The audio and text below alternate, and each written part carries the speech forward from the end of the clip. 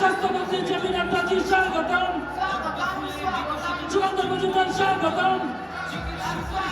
ভারতবর্ষের স্বাস্থ্যমন্ত্রী জেপি নাড্ডাজি স্বাগতম।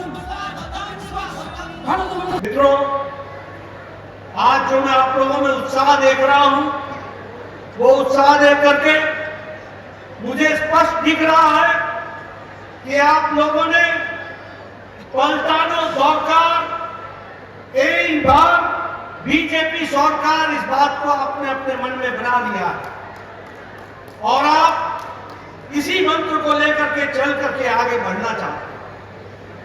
मित्रों, ये बंगाल एक ऐसी पवित्र भूमि, संस्कृति की भूमि, देश को दिशा देने वाली भूमि रही है, जहां देश में ये कहा जाता था कि what Bengal thinks today India thinks tomorrow. जो बंगाल आज सोचता है वो भारत कल सोचता है। ये बंगाल की थाती थी जिसको हमको समझना चाहिए।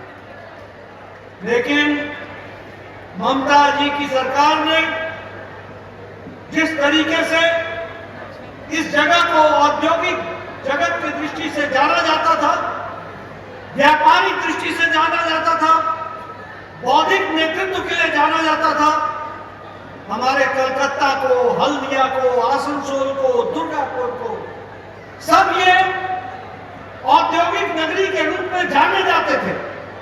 और उसी तरीके से यहां चाहे कोयला के खदान हो, चाहे स्टील के प्लांट्स हो, चाहे जूट मिल्स हो, या फिर भारी हैवी इंडस्ट्री, भारी उद्योग हो, बंगाल सभी बातों के लिए जाना जाता था। बंगाल इंडस्ट्रियल प्रोडक्शन, औद्योगिक विकास के लिए इसको बहुत बड़ा योगदान था और इंडस्ट्री की दृष्टि से यह अग्रसर था। लेकिन दुख की बात है कि ममता जी की सरकार ने पिछले 11 वर्षों में बंगाल नीचे जाता गया और पिछड़ता चला गया। इस बात को हमको ध्यान में रखना चाहिए।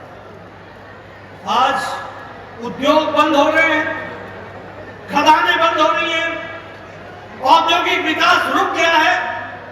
आपको जान करके आश्चर्य होगा कि पिछले 11 वर्षों में, पिछले 14 सालों में लगभग 6,688 औद्योगिक घराने बंगाल को छोड़ करके चले गए हैं या बंगाल में उद्योग के धंधे बंद हो गए।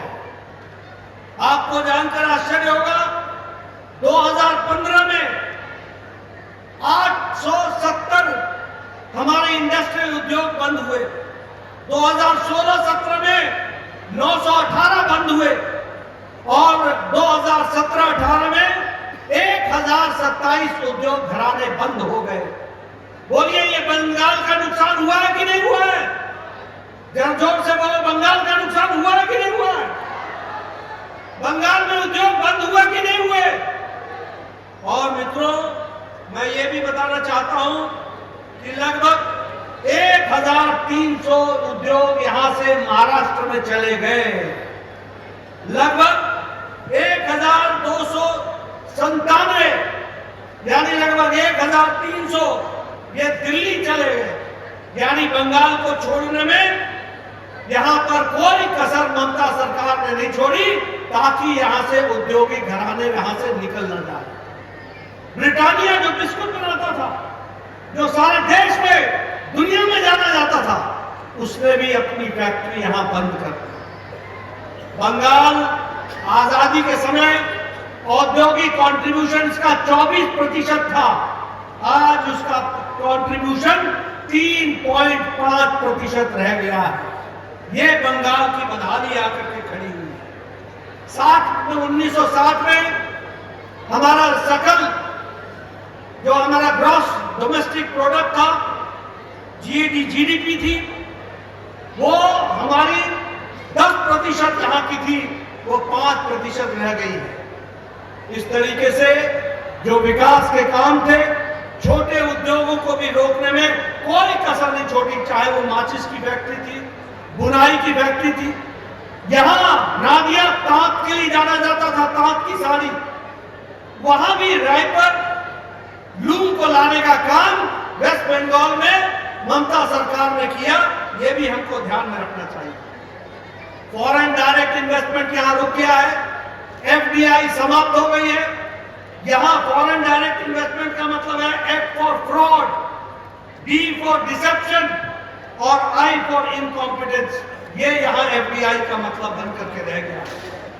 आज अगर हम देखें तो घुसपैठ बंगाल में उसकी महारत हासिल कर ली है हमारी ममता जी ने। और ममता जी बंगाल को घुसपैठियों का अड्डा बनाना चाहती है। बंगाल के लोग माइनॉरिटी में हो जाएंगे और घुसपैठियों को यहां पर पनाह देने का काम ममता सरकार कर रही है। बोलो, ऐसी सरकार को रहने देना है क्या? रहने देना क्या? इसको पलटाने की दरकार है कि नहीं है? पलटाओगे ना? आज परिवर्तन लाओ। जिस दिन परिवर्तन आएगा हमारी सरकार उसी दिन जमीन देगी और फेंस लगेगा, बॉर्डर लगेगा, बांग्लादेश का बॉर्डर सील हो जाएगा। इस बात को भी हमको याद रखना चाहिए। और भ्रष्टाचार की बात करें, ये सिंडिकेट, ये बोलो बालू चोर है कि नहीं है? कोयला चोर है कि नहीं है? बोलो चीनी चोर है कि नहीं है?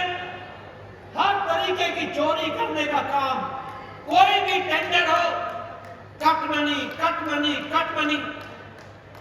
अरे दुर्भाग्य की बात है, इन लोगों को शर्म करनी चाहिए। टीएमसी को कोविड के दौरान जब प्रधानमंत्री जी ने प्रधानमंत्री गरीब कल्याण अन्न योजना शुरू की और लोगों को राशन पहुंचाने का काम किया, तो इन लोगों ने उसमें भी कट किया, उसमें भी इन्होंने धोखा दिया, भ्रष्टाचार किया, अपने घरों को भरा और जो गरीब को मिलना चाहिए था वो टीएमसी के कार्यकर्ताओं ने आपस में हलवा मांडा बांटा। बोलो, ऐसे टीएमसी को रहना चाहिए क्या? भ्रष्टाचार इन्होंने किया है कि नहीं किया है? इनके मंत्री जेल में है कि नहीं है? आप बताओ, इनके मंत्री जेल में है कि नहीं है? आप बताइए, इन लोगों ने महिलाओं के साथ अत्याचार किया कि नहीं किया? आप बताओ, इनका एक एमएलए नेता जेल में है कि नहीं है? हर तरीके का व्यभिचार किया कि नहीं किया? मित्रों, अगर टेरर से छुट्टी पाना चाहते हो, अगर तुष्टीकरण से छुट्टी पाना चाहते हो, अपीलमेंट, मुस्लिम अपीलमेंट से छुट्टी पाना चाहते हो, अगर आप ये जो हमारे घुसपैठी हैं उनसे निजात पाना चाहते हो, और अगर बंगाल को बचाना चाहते हो और भ्रष्टाचार को समाप्त करना चाहते हो, तो आवश्यकता इस बात की है कि तुरंत आने वाले समय में हमको पलटानो दरकार। कई बार चाहे बीजेपी सरकार, इसको हम माता की